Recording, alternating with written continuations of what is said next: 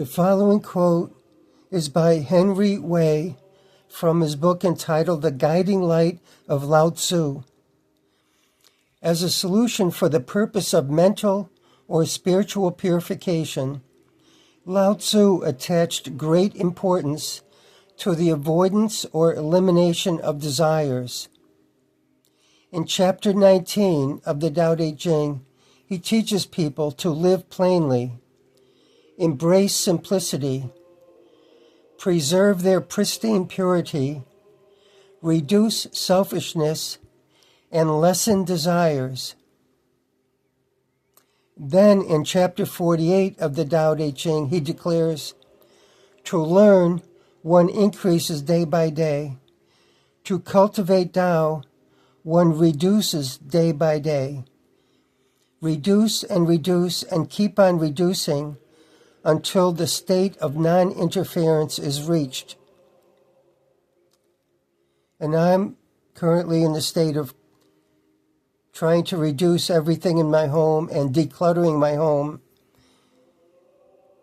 as I like the philosophy of Henry David Thoreau of simplifying one's life and not having too many things around that we really don't need. And they get in the way sometimes of our peace of mind.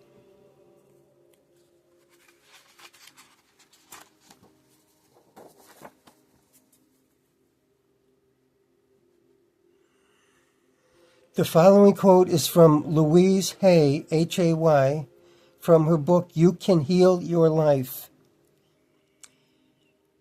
And this, I think, is a very important and useful quote. I love myself, therefore I behave and think in a loving way to all people. For I know that which I give out returns to me multiplied. I only attract loving people in my world, for they are a mirror of what I am. I love myself, therefore I forgive and totally release the past and all past experiences, and I am free. I love myself, therefore I live totally in the now, experiencing each moment as good, and knowing that my future is bright and joyous and secure. Louise Hay from You Can Heal Your Life. And this quote is extremely important because it talks about forgiveness and releasing the past and all past experiences. That's something I try to work on every day, as it's the past experiences of my life which have been hurtful that bring in negative thoughts into my mind and reduce my peace of mind when I have those negative thoughts. So therefore, it's best if I forgive all the bad things that have happened to me in the past and try to live in mindfulness in the present moment. And that's what Louise Hay is advocating here, as she had some traumatic things happen to her when she was a young child.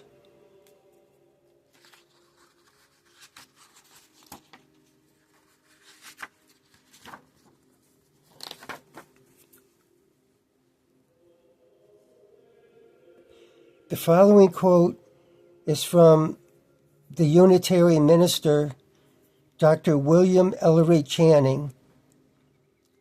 This is from the early 1800s in the United States. Strive, each of you, to bring at least one human being to the happiness for which God made him. And to me, I think of God as love, as stated in the New Testament. God is love. Strive to raise him above the crushing necessities of the body by turning him to the great kindling purpose of his being. Show him that the fountain of all happiness is within us, and that this fountain may be opened alike in every soul. The fountain of all happiness is within us. Very important words. Show him what a near union he may form with God, or with love, in other words.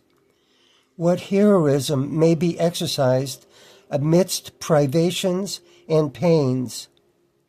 So even though our life is very tough sometimes, we can get in touch with the God of love within each of us.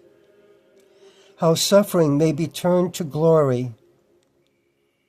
How basically the kingdom of heaven is within us if we strive to reach it and have the good grace to reach it, and basically live with peace of mind and universal love. How heaven may begin in the most unprosperous condition on earth.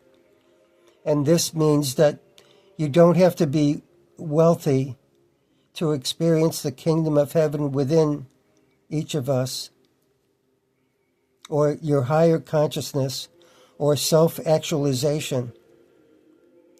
Surely he who can carry such truths to any human being is charged with a glorious mission from above. That's from Dr. and Reverend William Ellery Channing,